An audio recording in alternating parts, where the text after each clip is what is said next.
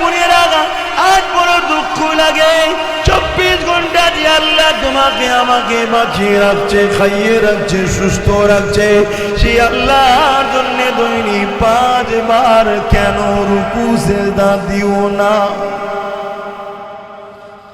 যখন তুমি আল্লাহকে সিজদা দাও, আমার আল্লাহ পাক ফেরেশতাকে বলে, ওই আমার ফেরেশতারে দেখ, আমার বান্দা কোনো যদি ভুল করে, হাত জড়ো করে, পায়ে ধরে কারো কাছে দিয়ে ভুল করে বলে, কিন্তু আমি আল্লাহ, আমি ছাড়া কারো কাছে মাথা নত করে না।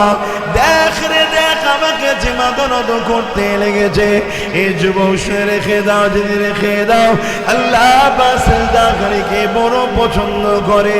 তাই নবী আমার জানিয়ে দিলেন, কাল কিয়ামতের ময়দানে কোটি কোটি কোটি উম্মত উম্মতির মধ্যে থেকে তামাম বিশ্বে আল্লাহ পাকে বান্দা বান্দি যত এসেছে, যত আসবে, সবার মধ্য থেকে আমি নবী আমার উম্মত উম্মতি গুলোকে খুঁজে খুঁজে খুঁজে আল্লাহ পাকে জান্নাতে নিয়ে যাব।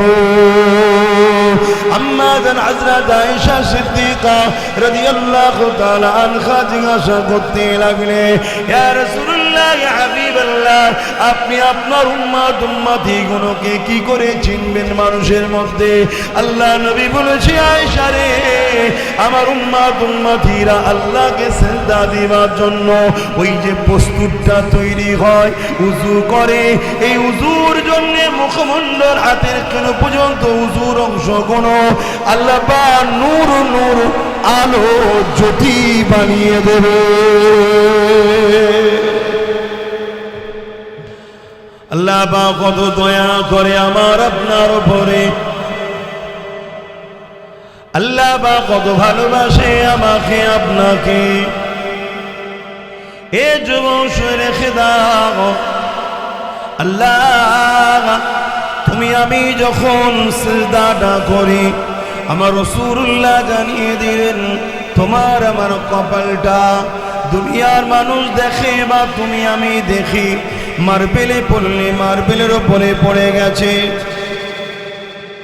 মখমলের ওপরে নামাজ পড়লে মখমলে পড়েছে, চাটাইয়ের ওপরে নামাজ পড়লে চাটায়ে পড়েছে। হাকিকাতে নবী জানালেন, কোন দাস দাসী যখন আল্লাহকে সিজদা দেয়, লোক দেখাবার জন্য নয়, আল্লাহকে খুশি করার জন্য সিজদা দেয়, আমার আল্লাহ তার সিজদাটা কুদরতি আল্লাহর কদমে পড়ে যায়।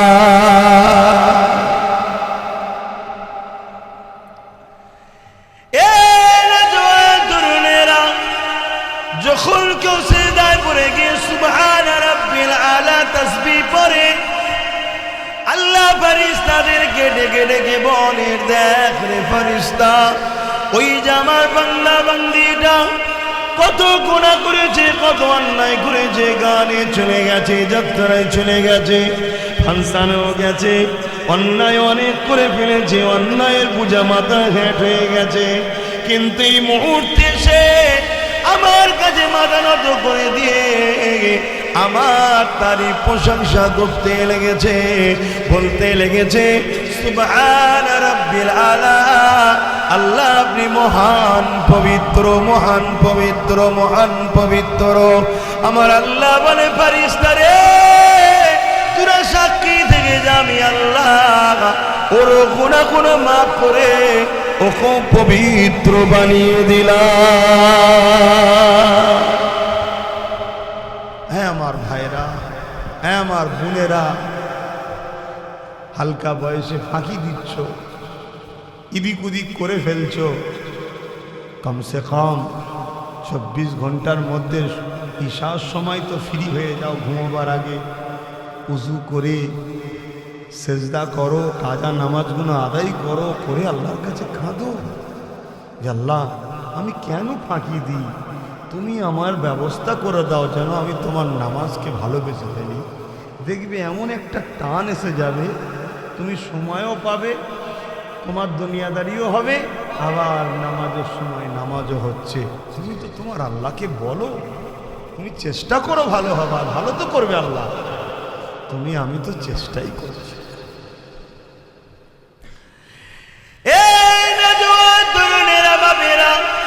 হযরতে মুসা কালিমুল্লাহ আল্লাহ পাককে বলেছিলেন তুর পাহাড়ে কথা বলতে গিয়ে, আল্লাহ পাক আমি আপনার সঙ্গে কথা বলি, আর কি কেউ আপনার সঙ্গে কথা বলবে? আমার আল্লাহ পাক বলেছিলেন মুসা শোনো, তুমি আমার সঙ্গে কথা বলো, এই কথা বলার টাইম ফিক্সড আছে, এই কথা বলার জন্য স্থানও ফিক্সড আছে, এই কথা বলতে সময় বেশিক্ষণ পাও না। এ মুসা তুমি আমি কথা বলি, তোমার আমার কথা বলার মধ্যে দূরত্ব রয়েছে, কিন্তু আমার একদল স্পেশাল বান্দা বান্দি আছে, তারা আমি আল্লাহ আমার সঙ্গে কথা বলবে, তাদের কথা বলার কোনো স্থান ফিক্স নাই, টাইম ফিক্স নাই। মুসা রে, তাদের সঙ্গে যখন আমার কথাবার্তা হবে কোনো দূরত্ব থাকবে না। মুসা তুমি জানো তোমার আমার বিচখানে দূরত্ব ৭০,০০০ পর্দা রয়েছে, এক একটা পর্দা ৭০,০০০ বছরের রাস্তা। এ মুসা শুনে রেখে দাও, যখন আমার ওই প্রিয় বান্দার আমার সঙ্গে কথা বলবে কোনো পর্দা থাকবে না, একেবারে কাছাকাছি। আল্লাহ তারা কারা? মুসা নবীকে আল্লাহ জানিয়েছিলেন আমার হাবিবের উম্মত উম্মতি তারা, যারা যখন উযু করে নামাজে দাঁড়িয়ে যাবে সূরা ফাতিহা পড়বে, সূরা পড়বে, যতক্ষণ নামাজে দাঁড়িয়ে কোরআন তিলাওয়াত করতে থাকবে, আমি আল্লাহ আমার সঙ্গে কথা হতে থাকবে, আর আমি আল্লাহ সব পর্দাকে সরিয়ে দিয়ে একেবারে তাদের কুদরতি ভাবে কাছে পৌঁছে যায়। তারা আমি আল্লাহ, আমাকে কোনো পর্দা থাকে না, ডাইরেক্ট আমার সঙ্গে কথা বলতে থাকে। যুবক আল্লাহ, তাই নবী বলছেন খবরদার যখন নামাজে দাঁড়াবে তুমি ব্রেনকে দেখে দিও, তুমি দেখতে পাচ্ছ না তো কি হয়েছে, তোমার প্রভু কিন্তু একেবারে কুদরতি ভাবে তোমার সামনে এসে গেছে, তুমি তাকে সেজদা দিচ্ছ, তোমার রব আছে সামান্য দুনিয়ায়, যে তোমার মালিকও নয়, তোমার ক্ষতিও করতে পারবে না, উপকারও করতে পারবে না। যদি কেউ একটা AK-47 নিয়ে তোমার সামনে দাঁড়িয়ে থাকে, তাকে তুমি কত ভয় করো? কেউ যদি সামান্য তোমার একটু ভালোবাসাতে তোমার সামনে আসে, তাকে তুমি কাছে পেয়ে কত আদর করো। আর তুমি যখন নামাজে দাঁড়িয়ে যাও, সেই মহান রব্বুল আলামিন যিনি তোমাকে সব থেকে বেশি ভালোবাসে, তোমায় দুটো চোখ দিয়েছে, হাত দিয়েছে, কান দিয়েছে, পা দিয়েছে, কিডনি দিয়েছে, বাঁচিয়ে রেখেছে, তুমি যদি দাঁড়িয়ে আছো নামাজে, ওই দাঁড়ানোটাও তিনি দিয়েছে, তুমি যে ওই সময়ও বেঁচে আছো ওটাও তার অবদান। তুমি এইভাবে নামাজ পড়ো, শয়তান তোমাকে টেনে নিয়ে যাবে। আমাদের ঘরেও টানে, তো তোমায় টানবে না? তবে হ্যাঁ, আমাদের ঘরে একটু বেশি টানে, তোমাদেরও কম টানবে, কেন আমরা বিগড়ালে সমাজ বিগড়ে যাবে, আর তোমরা বিগড়ালে নিজে বিগড়াবে, তাই তোমাদের থেকে বেশি শয়তান আমাদের পিছনে লেগে আসে। তাই তোমাদের উচিত আমাদের জন্য বেশি করে দোয়া করা, যে আল্লাহ হিফাজত করুক, আল্লাহ হিফাজত করুক আল্লাহ। কেন তোমাদের পিছনে যদি একটা শয়তান থাকে, আমাদের পিছনে 1000টা শয়তান লেগে আছে। একবার যদি বিগড়াতে পারি, কি কি করছিস লিসা, ঠিক তো নাকি? হ্যাঁ। আর এই ফিতনা থেকে আল্লাহ আমাদের ঘরে বাঁচিয়ে রাখছেন, আলহামদুলিল্লাহ। আল্লাহ যেন আরো হিদায়াত করে, বলুন আল্লাহুম্মা আমিন। এইভাবে সেজদা দাও, একবার দুবার দিতে দিতে দিতে মনকে টেনে টেনে টেনে টেনে জন্য আনবে, একদিন দেখবে তোমার একটা প্রেম পয়দা হচ্ছে, অটোমেটিক তুমি কাঁদছো দাঁড়িয়ে দাঁড়িয়ে নামাজে। কি হয়েছে? দিবানা হয়ে গেছে তুমি, চোখ দিয়ে পানি বেরোচ্ছে, কাঁদছো, সেজদা করছো কাঁদছো, রুকুতে আছো কাঁদছো, হায় হায় হায়। আল্লাহ ফেরেশতাকে দেখে বলে, ফেরেশতা তোরা বলেছিলিস না মানুষ তৈরি করবে না, ঝগড়া করবে, এই দেখ কত ভালোবাসছে, কত ভালোবাসছে, দেখ। আমি আল্লাহ এদের পুরো খুশি হয়ে গেলাম, জোরে বলুন সুবহানাল্লাহ। ভাই দুনিয়াদারি করতে হবে, কিন্তু আল্লাহকে ভুলে নয়, রসুলকে ভুলে নয়। আল্লাহ পাক বলল, বান্দারে আমাকে যদি তোমরা দেখতে চাও, তাহলে আমি আল্লাহ আমাকে সেজদা দাও। তাই নবী যখন মিরাজে গিয়েছিলেন, আল্লাহ আমি আপনাকে দেখলাম, আমার উম্মত গুলো কেন মাহরুম হয়ে যাবে? আমি যখনই ফিরে যাব, আমার উম্মত গুলো তো আশা করবে, হুজুর আমাদের দেখার কোনো সিস্টেম কেন হলো না? আমার আল্লাহ নবী জানিয়ে দিলেন, আমার আল্লাহ নবীকে জানিয়েছে, আসসালাতু মিরাজুল মুমিনিন, হাবিব আপনার উম্মত উম্মতিদের জানিয়ে দেবেন, মুমিন মুমিনাকে জানিয়ে দেবেন, মুসলমান আলাদা জিনিস, মুমিন মুমিনা আলাদা জিনিস।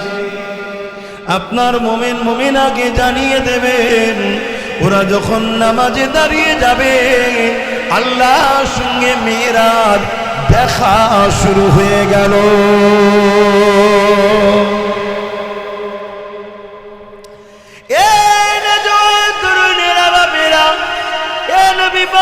প্রেমিকেরা, আমার আম্মা জানেরা, আমার পুরেরা, আজ বড় দুঃখ লাগে 24 ঘন্টা যে আল্লাহ তোমাকে আমাকে বাঁচিয়ে রাখছে, খাইয়ে রাখছে, সুস্থ রাখছে, সেই আল্লাহর জন্য দৈনিক 5 বার কেন রুকু সিজদা দিও না?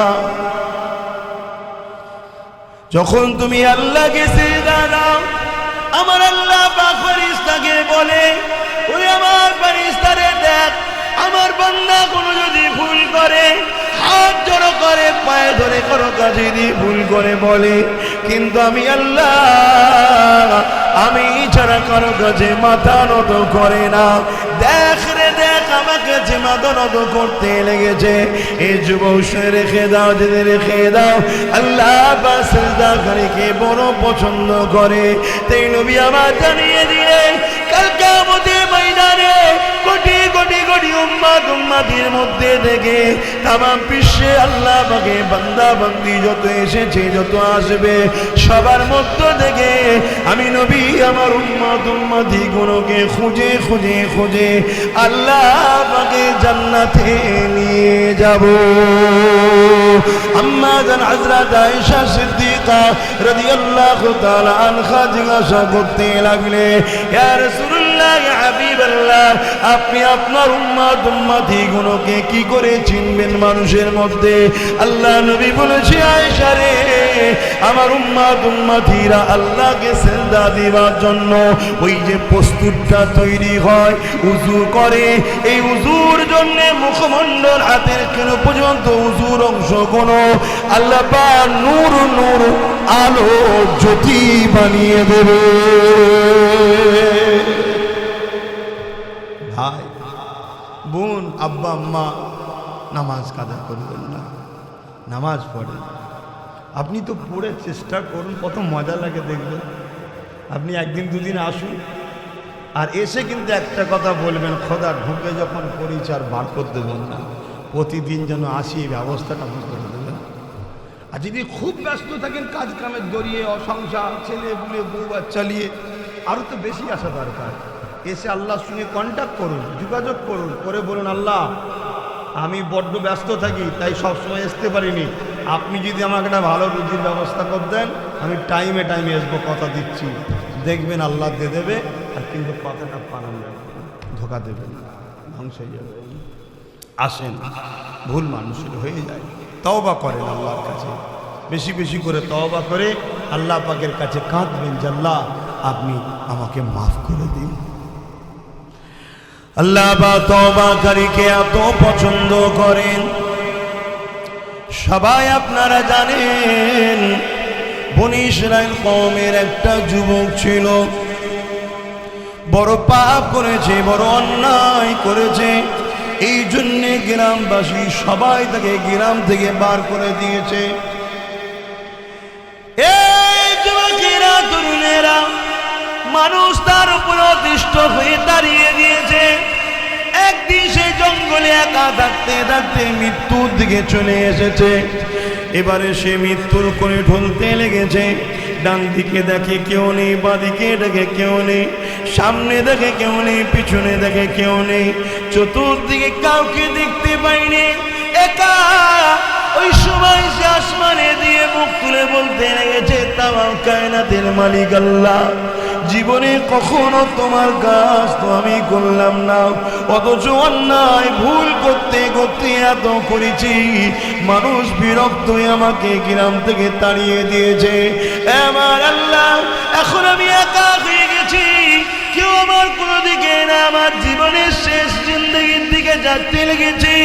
আল্লাহ শুনেছি তুমি বড় দয়ালু, তুমি বড়ই রহমান, তুমি বড়ই গফুর, তুমি বড়ই গফফার। শুনেছি যার কেউ নেই আল্লাহ তুমি নাকি তার থাকো। আল্লাহ আমি তওবা করছি, আমাকে আপনি ক্ষমা করে দিন। আল্লাহ আপনি আমাকে জানাজার ব্যবস্থাটাও করে দিন। এখানে মারা গেলে কেউ জানতো পারবে না, পচে গলে শেষ হয়ে যাব। আল্লাহ আমি তওবা করি, আপনি মাফ করে দিন। আল্লাহ এ যুবক কেন তুমি তোমার রহমানের থেকে দূরে আছো? এ যুবক কেন তুমি তোমার সৃষ্টিকর্তা থেকে দূরে আছো? এ যুবক কেন তুমি তোমার পালনকর্তা রব্বুল আলামিনের থেকে দূরে আছো?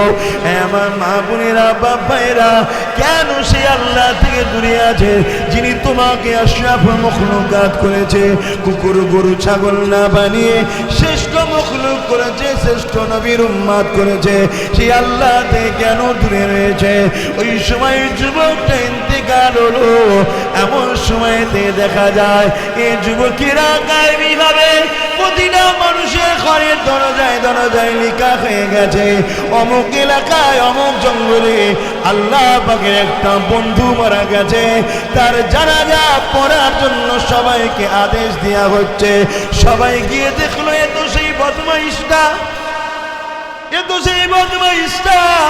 গায়েবী আওয়াজ আসতে লেগেছে, শোনো আমার বান্দা আমার সৃষ্টি ভুল করতেছে, সে আমাকে ডেকেছে, স্মরণ করেছে। সবাই তাকে ভুলে যেতে পারে, আমি তাকে ভুলিনি। সে আমার কাছে ক্ষমা চেয়েছে, আমি আল্লাহ তাকে ক্ষমা করে দিয়েছি। তওবাকারী আমার বন্ধু হয়ে যা। আল্লাহ আল্লাহ। ভাই আমার যুবকগুলোকে বিশেষ করে বলছি, এ দুনিয়া তোমাকে আল্লাহর থেকে সরাতে চাইছে। এ দুনিয়ার শয়তানের চালাগুলো তোমাকে ধরে ধরে আল্লাহর থেকে টেনে নিয়ে শয়তানের দিকে নিয়ে যাচ্ছে। যদিও তুমি কখনো চলে যাও তাদের পাল্লায় পড়ে, তৎক্ষণাৎ তওবা করে ছিটকে বেরিয়ে আসো তোমার রহমানের কাছে, তোমার মালিকের কাছে, তোমার সৃষ্টিকর্তার কাছে। কেউ নেই জমিনের ওপরে তোমার ভালোও করতে পারে, ক্ষতিও করতে পারে। সব কিছু তোমার তকদির, তোমার আল্লাহর কুদরতি হাতে। আল্লাহ যাকে ভালোবাসে তাকে একটু পরীক্ষা করে। কখনো আল্লাহ কাউকে বিমার দিয়ে পরীক্ষা করে, কখনো কাউকে আল্লাহ ধন দৌলত দিয়ে পরীক্ষা করে, কখনো আল্লাহ কাউকে ক্ষমতার আসনে বসে পরীক্ষা করে, কখনো আল্লাহ কাউকে পরাজিত করে পরীক্ষা করে, কখনো আল্লাহ কাউকে গরিব করে পরীক্ষা করে, কখনো আল্লাহ কাউকে অনেক সন্তান দেয়, কাউকে আবার সন্তান দেয় না। তুমি যদি ঈমানদার হও, তোমার নসিবে যেটা হচ্ছে জেনে রাখবে তোমার আল্লাহর পরীক্ষা। তোমাকে একটু ধৈর্য ধরতে হবে। তোমাকে আমাকে দুই রকম পরীক্ষা আল্লাহ নাইনে, যে পরীক্ষা আল্লাহ নবী আলাইহিস সালাম দিয়ে ঘরে নিয়েছে। নবীরা তো বেগুনাহ, তাদের কি গুনাহ আছে? তাও আল্লাহ পরীক্ষা নিয়েছে। হযরত আব্বা জান ইব্রাহিম খলিলুল্লাহ যখন বলেছিল আল্লাহ আমি আপনাকে ভালোবাসি, আমি আল্লাহ আপনাকে প্যার করি, আল্লাহ আমার আল্লাহ বললেন ইব্রাহিমের পরীক্ষা আজমাতে হবে। আল্লাহ পাক পরীক্ষা নিতে লাগলেন। কত পরীক্ষা নিয়েছে আপনারা সবাই তো জানেন। একটা ছোট্ট কথা বলি শোনেন। নমরুদ ইব্রাহিম নবীর জন্য আগুন তৈরি করেছিল। কেন করেছিল? ইব্রাহিম নবী ন্যায়ের পক্ষে, ইব্রাহিম নবী আল্লাহর পক্ষে, ইব্রাহিম নবী একতার পক্ষে, ইব্রাহিম নবী ইনসাফের পক্ষে, ইব্রাহিম নবী মুসলিমের পক্ষে, ইব্রাহিম নবী জালিমদের বিরুদ্ধে, ইব্রাহিম নবী সত্যের পক্ষে, ইব্রাহিম নবী মিথ্যার বিরুদ্ধে, ইব্রাহিম নবী ন্যায়ের পক্ষে, ইব্রাহিম নবী অন্যায়ের বিরুদ্ধে, ইব্রাহিম নবী মানবতার পক্ষে, ইব্রাহিম নবী জালিমদের সন্ত্রাসের বিরুদ্ধে। তাই সেদিন সন্ত্রাস নমরুদ ছিল, ইব্রাহিম নবীকে আগুন তৈরি করেছে, ওই আগুনে ফেলে দেবে। কিন্তু এত কঠিন আগুন হয়ে গেছে, ওই আগুনের কাছে কেউ যেতে পারছে না। তাই শয়তান বুদ্ধি দিল, চরকি তৈরি করো, তা থেকে টান মেরে খুঁড়িয়ে দূরে ফেলে দেবে। অনেক বড় কথা, এই সময় জিবরাইল সাল্লাম চলে আসলে চরকি ধরে ফেললেন। ও হযরতে নবী ইব্রাহিম আলাইহিস সালাম, আপনি যদি একবার বলেন আমি এখনই সাহায্য করব, এদের নাম নিশানা মিটিয়ে দেবো। আমাদের আব্বাজান কি বলেছিলেন, এই রকম একটা ভাইটাল সময়ে যেখানে দাও দাও করে আগুন জ্বলছে এখনই ফেলে দেবে। আল্লাহর পরীক্ষা দেখুন, এই রকম একটা নাজুক সময়ে তো ইব্রাহিম নবী বলেছিল, ভাই জিবরাইল আপনি চলে যান, এখন ডিস্টার্ব করবেন না, আমাকে আল্লাহ পরীক্ষা নিতে লেগেছে। আমি যে ভালোবাসি বলছি, আল্লাহ পরীক্ষা নিচ্ছে ইব্রাহিম কতটা ভালোবাসে, ইব্রাহিম আমার জন্য কি করতে পারে। এ ভাই জিবরাইল, তোমার সাহায্য লাগবে না, আমার জন্য আমার আল্লাহ যথেষ্ট। ভাই ইব্রাহিম শোনো, ইব্রাহিম শোনো, যদি আমার আল্লাহ আমাকে আগুনে পুড়িয়ে খুশি হয়, আমি আমার আল্লাহকে এত ভালোবাসি, একবার নয়, একবার নয়, দুবার নয়, তিনবার নয়, 100 বার নয়, 200 বার নয়, আল্লাহ যদি 1000 বার জান দেয়, 1000 বার পুরায়, আল্লাহর প্রেমে ইব্রাহিম 1000 বার খুশিতে খুশিতে পূর্বে। আল্লাহ যদি আমাকে একটু অভাব দেয়, আল্লাহর খুশির জন্য সহ্য করা যাবে না? আল্লাহ যদি আমাকে একটু বেশি সন্তান দেয়, আল্লাহর খুশির জন্য পূজা না মনে করে, নিয়ামত মনে করে লালন পালন করা যাবে না? আল্লাহ যদি আমাকে একটু পরীক্ষা করার জন্য হারিয়ে দেয়, একটু ধৈর্য ধরে কি আল্লাহর রাস্তায় মজবুত হয়ে থাকা যাবে না? আল্লাহ যদি আমাকে কামিয়াবিও দেয়, আল্লাহর খুশির জন্য লোভে পড়ে মানুষের উপরে জুলুম, মানুষকে লুটা থেকে বন্ধ করে নিজেকে বাঁচিয়ে রাখা কি থাকা যাবে না? এইটাই তো আমাদের দায়িত্ব। মালিক পরীক্ষা নিচ্ছে। রসুলের কলিজার টুকরি খাতুনে জান্নাতকে আল্লাহ পরীক্ষা নিয়েছে, জানেন না? হ্যাঁ, এখন মানুষের মধ্যে একটা মিসগাইড তৈরি হয়েছে, এটা একটা ইহুদিদের পলিসি। নবীর উম্মতরাই নবীকে সন্দেহ করছে, নবীর উম্মতরাই নবীর মাকাম সম্বন্ধে ডাউট হচ্ছে, নবীর উম্মতরাই নবীর আজমাত, নবীর শান নিয়ে ইখতিলাফ হচ্ছে। ঠিক না বেঠিক? আরে বাবা, সাদা কটা একটা কথা মনে রাখবেন, নবী আল্লাহ নয়, নবী আল্লাহ নয়, কিন্তু আল্লাহর পরে সব থেকে বড় হলো মুহাম্মদ রাসূল। জোরে বলুন সুবহানাল্লাহ। আর নবীর থেকে একজনই বড়, তিনি হলেন আল্লাহ। জোরে বলুন সুবহানাল্লাহ। অতএব ইবাদত নবীর জন্য নয়, ওটা আল্লাহর জন্য খাস। রুকু সেজদা নবীর জন্য নয়, ওটা আল্লাহর জন্য খাস। বাকি তুমি যেমন করে খুশি তোমার নবীকে মাকাম, মর্যাদা, শান যেভাবেই মানো, সবটাই আল্লাহ কবুল করে নেয়। জোরে বলুন সুবহানাল্লাহ। কেন? নবীর মর্যাদা তো আল্লাহই দিয়েছে। নবীর মর্যাদা কে দিয়েছে? আল্লাহই দিয়েছে। যেমন ওই যে বললাম, ওই গোলাম, আমাদের ঘরেও নবীর গোলাম হতে হবে, জানেন তো নাকি? আপনারা সব নবীর গোলাম হবেন তো? চেষ্টা করুন, নবীর গোলাম জান্নাতে যাবে। জোরে বলুন সুবহানাল্লাহ। আর আমার আল্লাহ নবীকে এত সম্মান দিয়েছে যে কোরআনের এমন কোন একটা আয়াত কারো জানা থাকলে বলবেন যে আল্লাহ নিজে শুধু একা বলেছে যে আমার ইতাআত করো। যেখানে আল্লাহ আমার ইতাআত বলেছে, আল্লাহর কথা, সেখানে নবীর কথা বলেছে। শুনছেন? কিন্তু কোরআনের বহুত জায়গায় আল্লাহ শুধু নবীর ইতাআতের কথা বলেছে। জোরে বলুন সুবহানাল্লাহ। আল্লাহ নিজের কথা বলে না, একা। যখনই বলেছে নবীর কথা বলেছে। কিন্তু একা কিছু কিছু জায়গায় আল্লাহ কোরআনে বলেছে, সেটা রসুলের ইতাআতের, নবীকে একা বলেছে নবীর ইতাআত করো, ওটাই হয়ে যাবে। জোরে বলুন সুবহানাল্লাহ। কেন? কেন? আমাদের জন্য সহজ করেছে আল্লাহ, আমাদের জন্য সহজ করেছে। আল্লাহ পাক বললেন যে শোনো, তোমরা আমাকে দেখতে পাবে না এই জমিনে, তোমরা আমাকে ছুঁতে পারবে না এই জমিনে, তোমরা আমাকে শুনতে পারবে না এই জমিনে, তোমরা আমাকে শুনতেও পারবে না, পঞ্চ ইন্দ্রিয় দ্বারা আমাকে এই জমিনের উপরে অনুভব করতে পারবে না।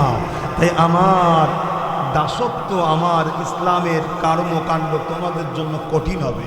তাই আমি আমার বন্ধুকে পাঠাবো, তাকে ছোঁয়া যায়, ধরা যায়, দেখা যায়, প্রেম করা যায়, অনুভব করা যায়, তাকে নিয়েই করো। আমি আল্লাহ তোমার হৃদয়ে আমার প্রেম ভরিয়ে দেবো। জোরে বলুন সুবহানাল্লাহ। তুমি ওইখানে যখন সম্পর্ক জুড়বে, তোমার হৃদয়ের মধ্যে আমি আল্লাহ স্পেশাল ভাবে আমার প্রেমটা তোমার হৃদয়ে রেখে দেবো। জোরে বলুন সুবহানাল্লাহ। আল্লাহকে প্রেম করা যায় না বাপ, আল্লাহ যাকে অ্যাকসেপ্ট করে, শুনছেন তো নাকি? প্রেম নবীকে করতে হবে, আল্লাহ তাকে প্রেম তার হৃদয়ে জুড়ে দেয় কানেকশনটা, তবে সে সহ্য করতে পারে, নিতে পারে। তাই আল্লাহ নবীকে এত নিয়ামত করেছে, নবীর মুখটাকেই আল্লাহ শরিয়াত করেছে। জোরে বলুন সুবহানাল্লাহ।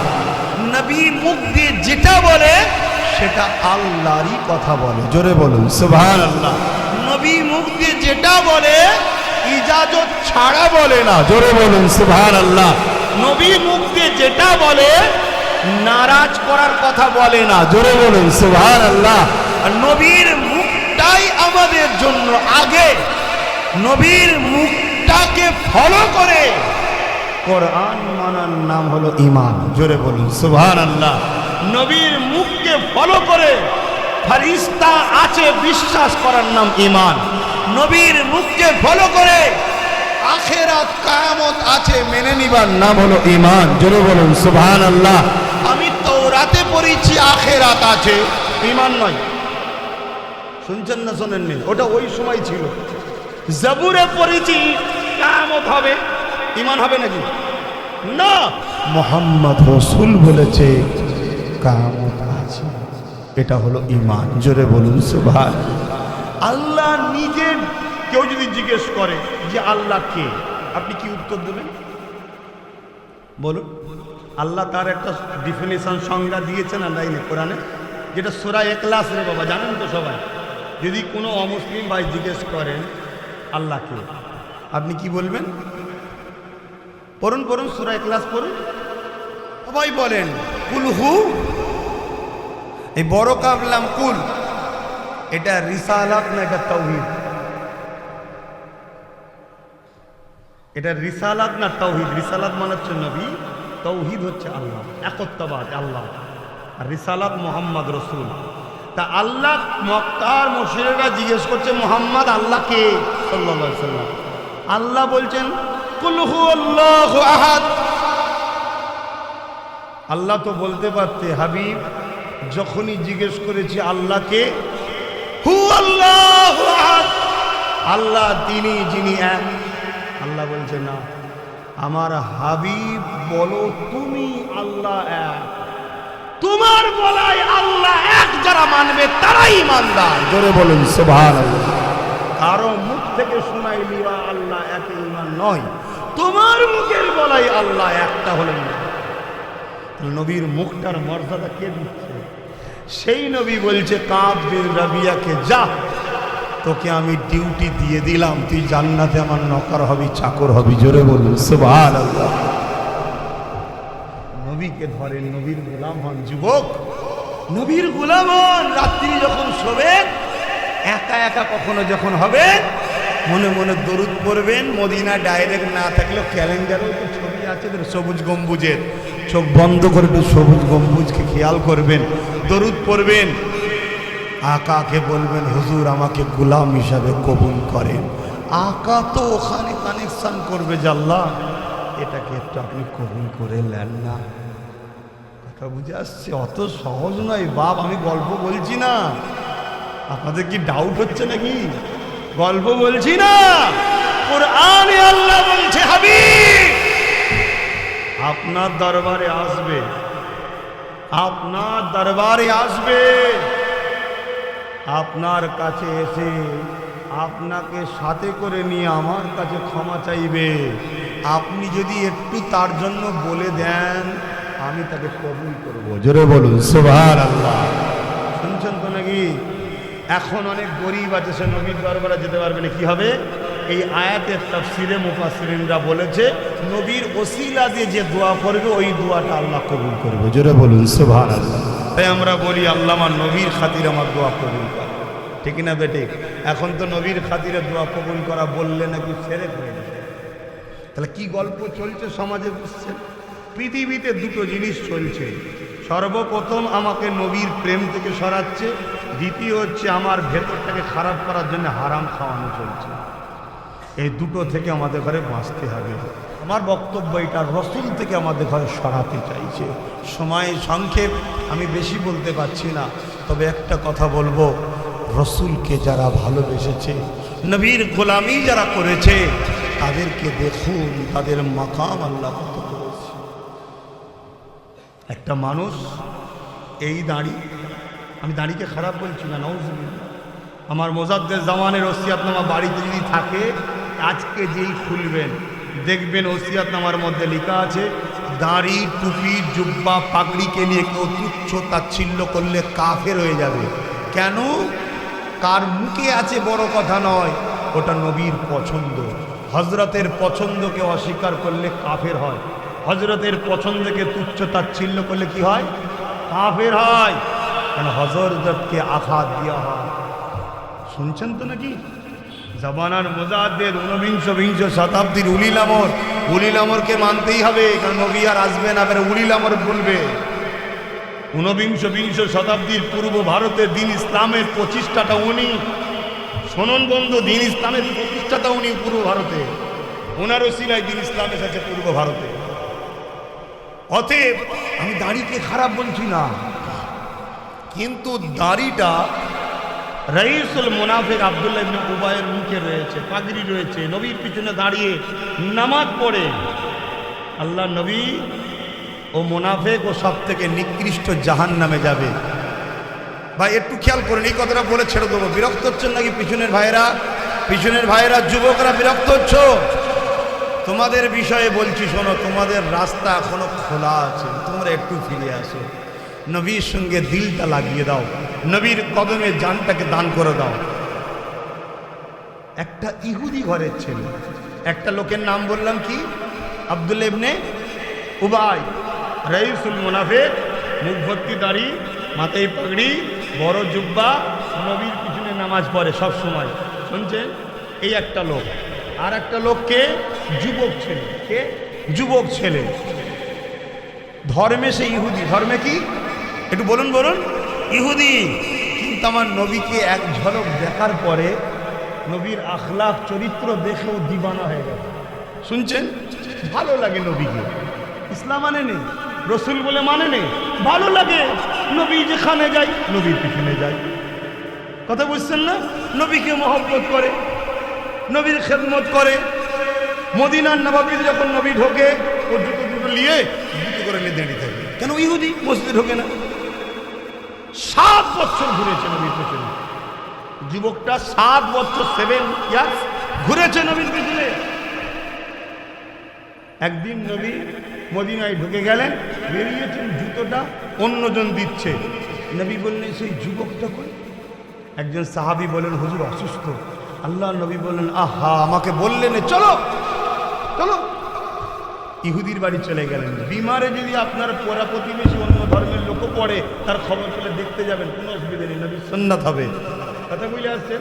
মানুষ মানুষের পাশে দাঁড়াতে হয়, কিন্তু ধর্মের ব্যাপারে কোনো গুঞ্জাইশ নয়। ধর্ম মুহাম্মদ রসুলের কথা, আব্বাস সিদ্দিকীর কথা, আব্বাস সিদ্দিকীর কথা নয়। আব্বাস সিদ্দিকীর মুখ যদি মুহাম্মদ রসুলের কথা বেরোয়, মানতেই হবে। মুখ আমার কথা তো রসুলের।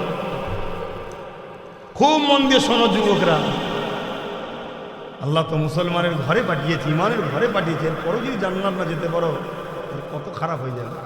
আল্লাহর কাছে তওবা করো, কাঁদো যে আল্লাহ আমাকে আপনার হাবিবের পাগল করে দেন, আপনার হাবিবের দিবানা করে দেন। ওই যুবক বয়সে নবীর পিছনে ঘোরে, নবীর জুতো বয়ে বুকে করে দাঁড়িয়ে থাকে। নবী শুনে তার বাড়ি চলে গেল, যে দেখছে অসুস্থ বিছানায় শুয়ে আছে। আল্লাহ নবী তার মাথাতে হাত দিলেন, দিবার পরই হাতটাকে টেনে নিলেন, নিয়ে বলছে, বাবা যুবক, তুই আমাকে অনেক ভালোবেসেছিস, অনেক আমার পিছু পিছু ঘুরিয়েছিস, আমাকে খুব মহব্বত করতিস, আমার দিকে একভাবে তুই তাকিয়ে থাকতিস, আমাকে ফলো করতিস, তুই আমার জুতোকে বুকে করে নিয়ে দাঁড়িয়ে থাকতিস। বাবা, আমি মুহাম্মদ তোকে একটা কথা বলি, তুই আমাকে একটা সুযোগ দে, শুধু একটা, তোকে আমি কবর থেকে জান্নাত পর্যন্ত নিয়ে যাবার দায়িত্ব মোহাম্মদ নিলাম। জোরে বলুন সুবহানাল্লাহ। কি দায়িত্ব? শুধু একবার বলে নে, দিলে মেনে নে, আল্লাহ ছাড়া কোনো ইলাহা নেই আর আমি মোহাম্মদ আখরি নবী, শুধু এইটা মেনে নে। একবার স্বীকার কর বাবা, তাড়াতাড়ি দেরি করিস নি। ছেলে বাপের মুখের দিকে দেখছে, নবীর মুখের দিকে দেখছে। বাপ বলছে ছেলেকে, ইদিক উদিক কি দেখছিস? রহমতের নবী যা বলছে টপ করে পড়ে নে। জোরে বলুন সুবহানাল্লাহ।